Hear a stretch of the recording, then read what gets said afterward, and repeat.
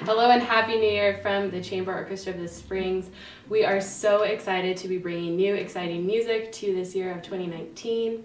Our first two concerts of the new year are on January 19th at 7 p.m. at Broadmoor Community Church and January 20th at 2:30 p.m. at First Christian Church. We are playing a wide variety of music spanning from 1877 to 2006. So Maestro Wilson, could you tell us about the pieces that we'll be performing? Well, it's all dances. It's called International Dances, and we have some very diverse dances here. So far, which one's your favorite, do you think? I think the Kodaly.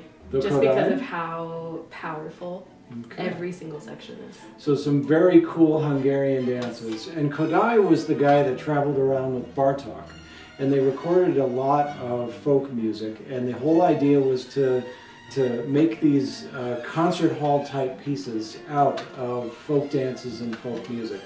And Bartók, it's pretty amazing. I mean, he wrote some of the most detailed, just intense, incredible music out of that. Kodaly, I think he kept it a little more like folky, a little more, it feels a little more like the original with Kodaly.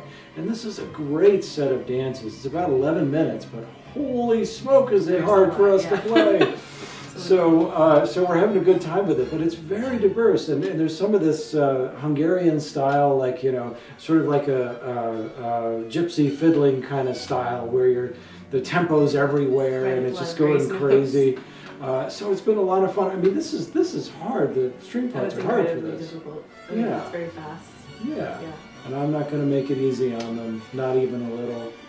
Okay, after the Kodaly, what's your favorite? I would say the Smalley. All right. Yeah. So Smalley. Tango. Now this is the tango, Yes. right? So this is the the Spanish Argentinian probably is the origination of the tango, and this is a great piece. This was written for the Australian Chamber Orchestra. Which you saw them perform this. I correct? saw them play Okay. this, and it knocked me out. I loved the piece. It was so fun. It's by an Australian composer by the name of Roger Smalley, and it's called Footwork, and it is a tango, and it is slinky and energetic and sexy and fun and just a Every blast. section has their shining moments. Yeah, almost every player. Yeah, This is that's more true. divided. It isn't the usual first violin, second violin, viola, cello, bass.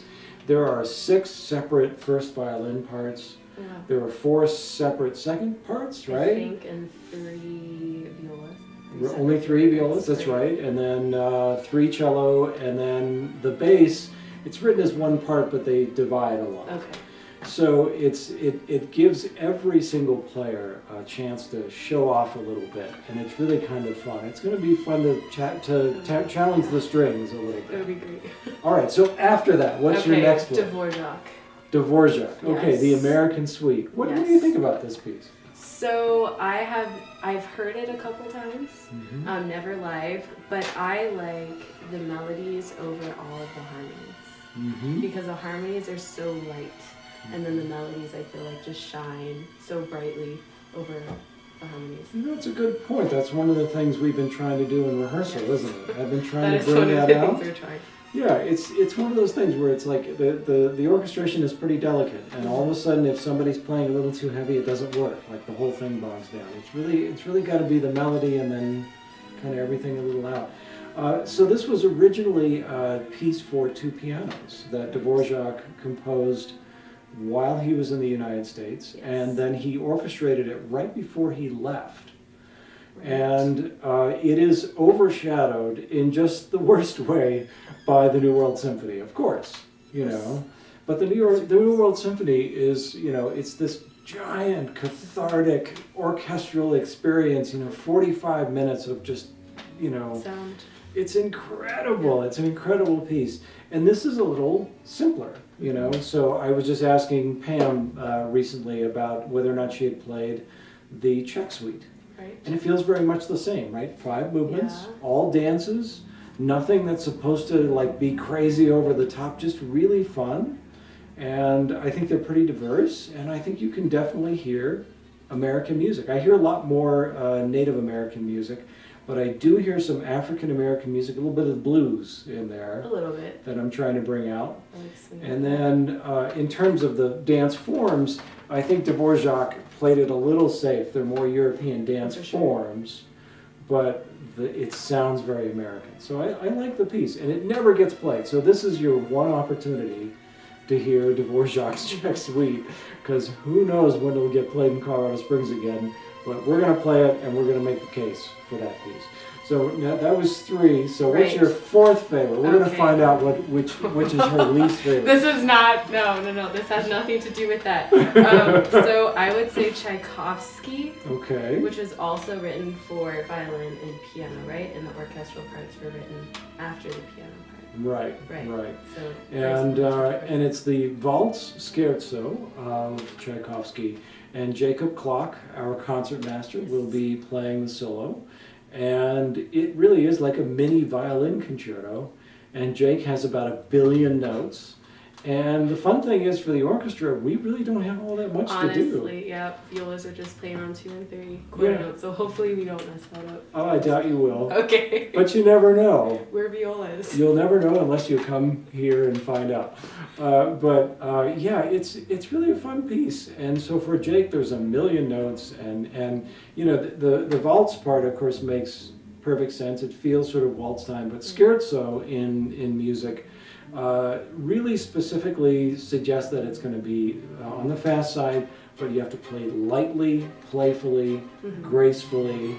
And so that is really the challenge for the violin soloist. If you dig in and you try to play heavy on that piece, you'll never make it to the end. There's too many notes, so it's a lot of fun. And then the other piece on the program, which I absolutely adore, so one of our favorite local composer, Ofer Ben-Amots, this wonderful klezmer concerto. And it really is a clarinet concerto. We have a special clarinet guest soloist, and Pam will put his name at the bottom of the screen to help me out, because I will probably murder it if I try and do it from memory. But he's coming in next week, and we're going to have a great time rehearsing this piece.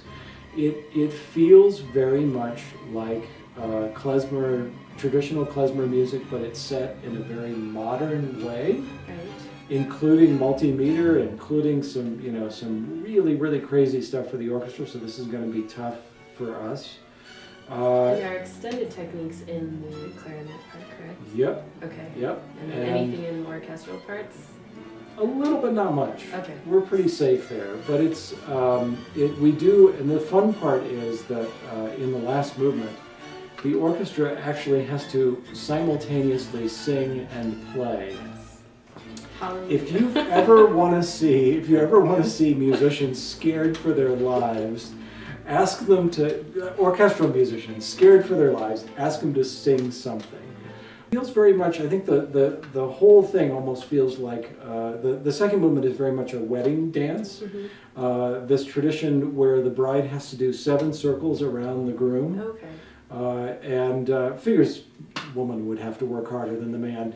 So, but nonetheless, and so the whole thing kind of feels like a wedding celebration, complete with dancing and maybe a little drinking along the way, and it's a blast. We're just really excited to play Ofer's music again. So this is a local premiere of this piece. Oh, wow.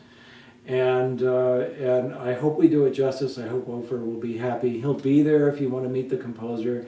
He's giving the pre-concert lecture as well. And so it's going to be a blast. So as a string player though, Yes. which one, as you've been looking through your parts and studying them, which one has got you the most nervous? The most nervous? Dvorak. Because Really? I feel like we're more exposed in certain areas. I wouldn't have guessed that. What would you have guessed? So far, everyone that I've asked has said the Kodaly and Ofer's piece, that those two, because there's some really hard things.